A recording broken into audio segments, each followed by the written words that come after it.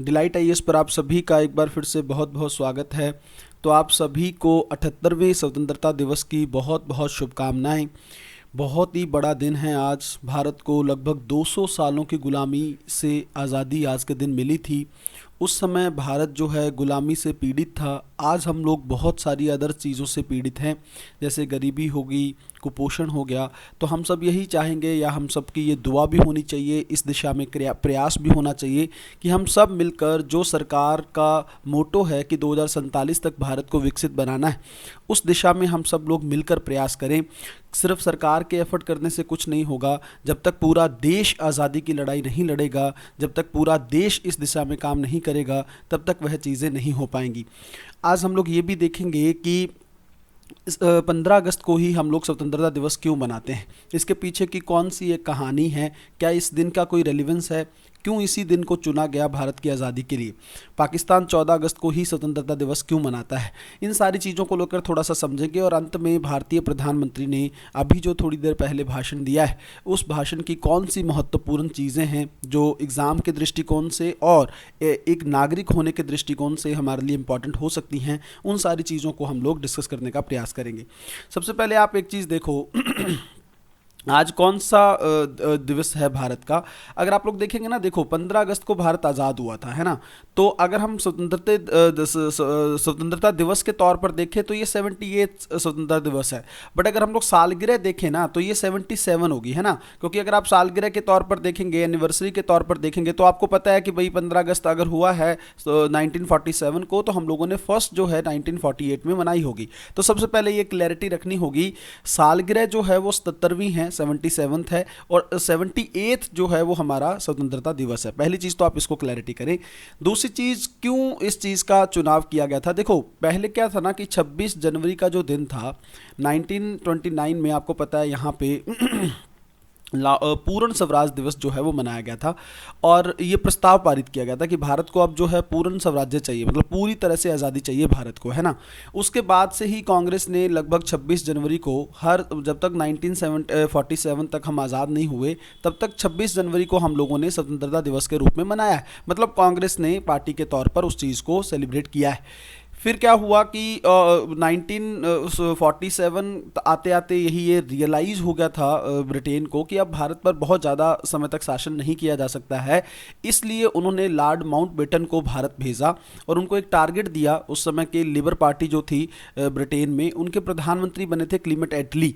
तो इन्होंने कहा था इनको, लॉर्ड माउंटबेटन को, कि 30 जून 1948 तक भारत में सत्ता के स्थानांतरण का कार्य हो जाना चाहिए, है ना।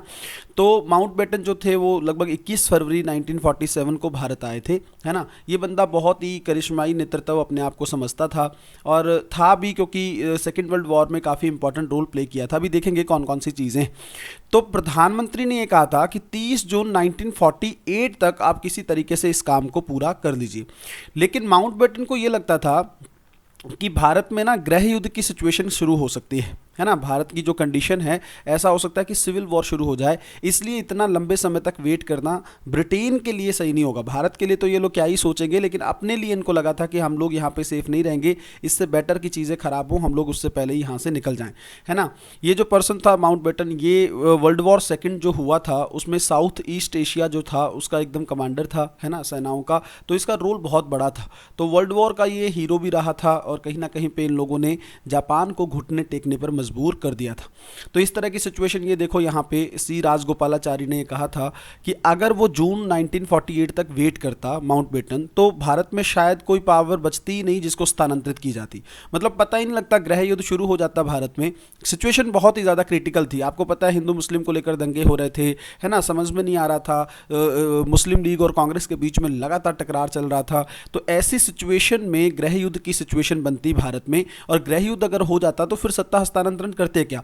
और इसी गृह युद्ध के चलते ब्रिटेन को दिक्कत हो जाती है ना। ब्रिटेन का जो भी सिस्टम था यहाँ पे, प्रशासन था या ब्रिटेन के लोग थे यहाँ पे, तो ब्रिटेन ये चाहता था कि जब जब ये चीज़ें हों, मान लो ये सब सिविल वॉर शुरू होता है, इससे पहले हम लोग यहाँ से निकल जाएं, है ना। हम लोग को क्या ही करना है, ये आपस में मरते रहें, लड़ते रहें। इसलिए वो चाहते, इवन बस ब्रिटेन इतना जरूर चाहता था कि ये मेरा बहुत बड़ा उपनिवेश है, तो ऐसे उपनिवेश को इस तरह से नहीं छोड़ना चाहिए। थोड़ा कोशिश करनी चाहिए कि ये लोग देश वेश बन जाएं, ताकि हम उनके साथ आगे व्यापार में मतलब आने वाले टाइम में भविष्य भविष्य में व्यापारिक तरीके से हम लोग डील इनके साथ करते रहें। ठीक है, तो माउंटबेटन को ये चीज़, जैसे मैंने आपको बताया कि उसको लग गया था कि वायलेंस बहुत बुरी हो, उससे पहले भारत को छोड़ देना चाहिए। तो फिर हुआ क्या, माउंटबेटन ने इनपुट दिया वहाँ पे और उसने सरकार को मनाया ब्रिटेन को। तो वहाँ पे 4 जुलाई 1947 को ब्रिटिश के हाउस ऑफ कॉमन्स में एक बिल पेश किया गया और बिल में ये कहा गया कि 15 अगस्त 1947 को दो मतलब डोमिनियन जो हैं प्रभुत्वों के साथ समाप्ति का मतलब भारत और पाकिस्तान की नए देशों के रूप में स्थापना की जाएगी, है ना। मतलब ब्रिटेन का शासन भारत में खत्म हो जाएगा और उसके बाद जो है दो नए डोमिनियन भारत और पाकिस्तान के रूप में स्थापित हो जाएंगे, है ना। हालांकि ये भी कहा गया कि 17 अगस्त तक सार्वजनिक नहीं किया जाएगा कि इनकी सीमाएं क्या होगी, क्योंकि ऑब्वियसली चीज़ें बहुत ज़्यादा खराब चल रही थी, पंजाब और बंगाल में बंटवारा हो रहा था। तो आप लोगों को पता है वहाँ पे भी बहुत ज़्यादा पीड़ा जो है हम लोगों ने झेली। ठीक है, तो फिर माउंटबेटन ने ना ये बाद में बताया अपने कुछ जो चीज़ों में, कुछ इंटरव्यूज़ में, कि ये जो मैंने तारीख चुनी थी ना 15 अगस्त, वो ऐसे नहीं था। मैंने क्या किया था, एक इसके पीछे भी एक राज था। राज क्या था, उन्होंने मुझसे पूछा, मतलब सरकार ने पूछा कि आपको क्या लगता है कि कब तक जो है भारत को आज़ाद आप कर दोगे या कब तक चीज़ें हो जाएंगी। तो उसने बोला कि अगस्त या सितंबर के आसपास ये चीज़ें होंगी। ठीक है, तो फिर उन्होंने पूछा कि आप कोई एग्जैक्ट डेट दे सकते हो, तो बोला, मैंने बोल दिया 15 अगस्त। अब ये 15 अगस्त क्यों मैंने बोला, क्योंकि इसके पीछे जापान ने ना आत्मसमर्पण किया था 1945 में। ठीक है, जो सेकेंड वर्ल्ड वॉर हुआ, आप लोगों को पता है अमेरिका ने जापान पर 2 परमाणु बम फेंके थे, है ना। इस बम के बाद जापान जो है वो एकदम टूट गया था, और टूट गया था तो यहाँ पे अगर आप देखेंगे, ये देखो जापान के जो हैं फॉरेन मिनिस्टर साइन कर रहे हैं इस जो मतलब अपना एक हिसाब से अपने हथियार गिरा रहे हैं या आत्मसमर्पण कर रहे हैं अमेरिका और मित्र राष्ट्रों के सामने। ऐसी कंडीशन में ना वो 15 अगस्त को काम किया गया था, 15 अगस्त 1945 को। तो माउंटबेटन को लगा कि अगर मैं भारत की आज़ादी भी 15 अगस्त को कर देता हूँ ना, तो 15 अगस्त याद रहेगी लोगों को, है ना। और अगर आप देखेंगे तो दक्षिण पूर्व एशिया कमान के सर्वोच्च कमांडर के रूप में इसने ही 4 सितंबर 1945 को सिंगापुर में जापान के साथ आत्मसमर्पण पर हस्ताक्षर किए थे, है ना। तो अगर आप लोग ये चीज़ देखेंगे तो आपको देखेगा कि ये तो 15 अगस्त को काम हो गया था, लेकिन इसके बाद ये चीज़ें वहाँ पे हुई सिंगापुर में। तो इसको तो लगता था कि इससे मेरा जो हीरोइज्म है ना, लोग मेरे को याद रखेंगे कि अच्छा ये इस तरह का कमांडर था, इसी के चलते जो है जापान, और हम लोग आज देखो डिस्कस कर भी रहे हैं। तो कहीं ना कहीं पे एक बड़ी चीज़ ये थी, और बड़ा अच्छा लिखा है रामचंद्र गुहा ने कि आज़ादी, ये जो एक बुक इन्होंने लिखी है इंडिया आफ्टर गांधी, इसमें इन्होंने बहुत अच्छी बात लिखी है, और ये आप कोट भी कर सकते हो कि आज़ादी आखिरकार उस दिन आई जो राष्ट्रवादी भावना के बजाय शाही गौरव से जुड़ी थी।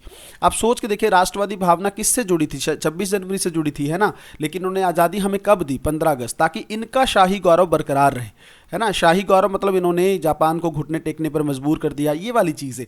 तो कहीं ना कहीं पे ब्रिटेन थोड़ा सा गेम खेल गया था यहाँ पे। पाकिस्तान का सीन क्या है, देखो पहले पाकिस्तान ना शुरू के 2 साल तो 15 अगस्त को ही अपना सेलिब्रेट किया है, 15 अगस्त के आसपास ही उसने अपना चीज़ें सेलिब्रेट की हैं। फिर उसने बाद में अपना दिन चेंज कर दिया, उसने हालांकि 1-2 कारण बताए। पहले ये आप अगर देखेंगे, जिन्ना ने जो फर्स्ट भाषण जो दिया था उसमें उसने बोला कि पाकिस्तान के स्वतंत्र और संप्रभु राज्य का दिन है 15 अगस्त, और जो भी चीज़ें हैं कि हमने बहुत बलिदान के बाद जो है पाकिस्तान की आज़ादी हासिल की है। ठीक है, तो ये फिर जो है इन्होंने अपना 14 अगस्त को कर दिया। उसका रीज़न इन्होंने 1-2 अपनी तरफ से ये बताए हैं कि जो ये स्वतंत्रता देने का जो समारोह शुरू हुआ था ना, तो उसलिए सबसे पहले 14 अगस्त को 11 बजे जो है ना, ये दिन में कराची में थे माउंटबेटन। उसके बाद फिर ये जो है हवाई जहाज़ के माध्यम से दिल्ली पहुँचे, तो दिल्ली में रात में जो 11 बजे प्रोग्राम शुरू हुआ और रात के 12 बजे जो है सब दोनों देशों को आज़ादी दे दी गई, है ना। तो अब एक चीज़ सोच के देखो, इसका ना मेरे हिसाब से जेन्युइन रीज़न ये है, क्योंकि अगर आप देखेंगे पाकिस्तान का टाइम पीरियड जो है हमसे थोड़ा आधा घंटा पीछे है। तो 12 बजे अगर भारत को आज़ादी मिली है ना, तो उसके हिसाब से तो 11:30 ही है, और उसको वैसे भी कुछ ना कुछ अलग करना होता है ना। एक तो ये था, दूसरा उसका कारण ये था कि पाकिस्तान ना 14 अगस्त 1947 को रमज़ान के महीने का वहाँ पे 27वां दिन था, और यह इस्लामी अगर आप कैलेंडर में देखेंगे तो ये दिन बहुत ही इंपॉर्टेंट माना जाता है। तो इसलिए उन्होंने कहा कि 14 अगस्त ज़्यादा बेटर है। एक तो इससे भारत से अलग भी हो जाएंगे हम, भारत वाले 15 अगस्त को मनाते हैं, हम 14 को मनाएंगे। और दूसरा ये है कि कहीं ना कहीं पे टाइम पीरियड के टाइम जोन के अकॉर्डिंग भी देखें तो पाकिस्तान 11:30 बजे आज़ाद हुआ है, तो उस सिचुएशन में ये दिन बनता है 14 अगस्त। ठीक है, तो ये चीज़ें वहाँ पे कही गई। आज जो है आपको पता है भारत के 78वां स्वतंत्रता दिवस है, तो भारतीय प्रधानमंत्री ने लाल किले के प्राचीर से लोगों को संबोधित किया। बहुत अच्छी अच्छी बातें इन्होंने बोली हैं। इन्होंने कहा है कि जन जन की सेवा करना हमारा संकल्प है। विकसित भारत जो है इस बार के स्वतंत्रता दिवस की थीम है। ठीक है। तो आपको पता है अब सरकार ये प्रयास कर रही है 2047 तक भारत को क्या बनाना है, विकसित देश बनाना है।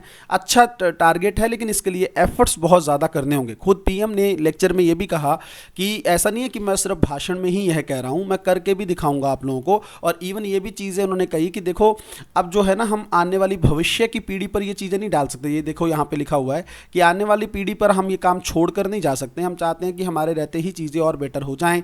आज़ादी के जो दीवाने थे, जिन्होंने देश के लिए बलिदान दिया, उनको याद करने का दिन है।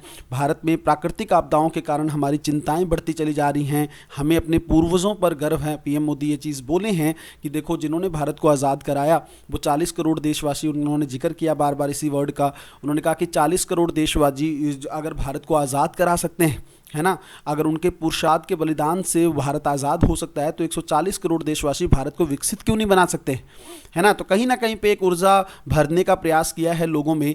2047 में उन्होंने कहा कि हम लक्ष्य प्राप्त कर सकते हैं। हमने कई सारे इररेलीवेंट जो लॉज थे, ब्रिटेन के समय की औपनिवेशिक विरासत थी, उसको हमने ख़त्म करने का प्रयास किया है।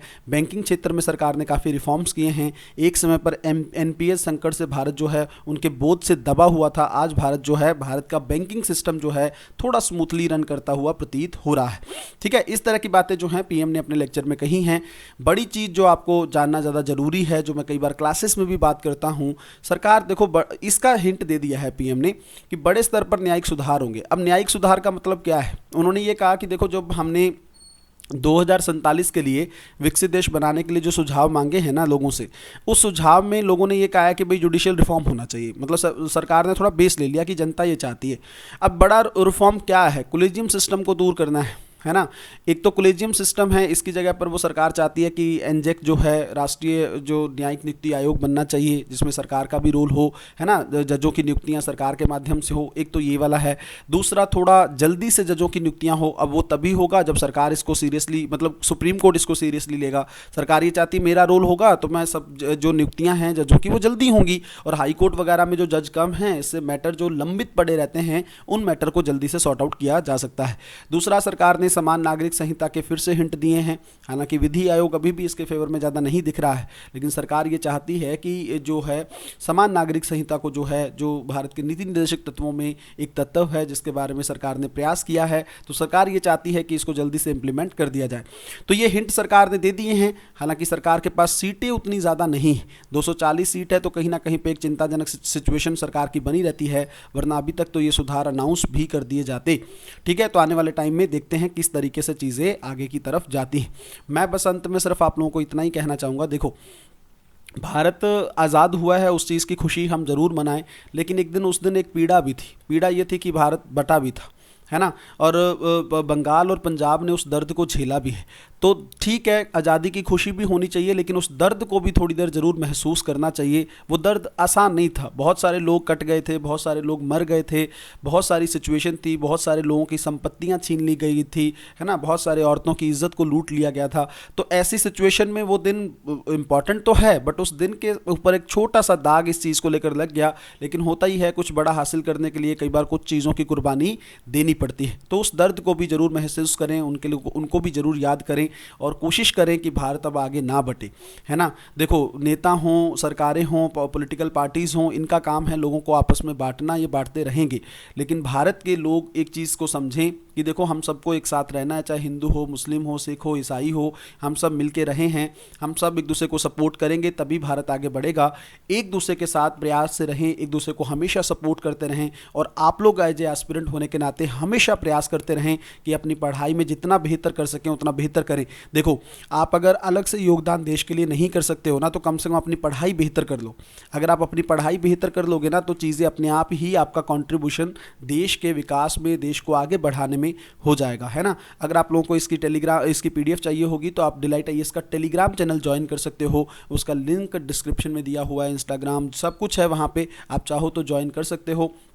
दूसरा, अगर आपको मेंटोरशिप प्रोग्राम ज्वाइन करना हो तो 9718112484 इस नंबर पे आप मुझे कांटेक्ट कर सकते हो। ठीक है, मिलते हैं अगली वीडियो में, तब तक अपना अच्छे से ध्यान रखिए, अपनी पढ़ाई को बहुत अच्छे तरीके से करते रहिए। बहुत बहुत धन्यवाद।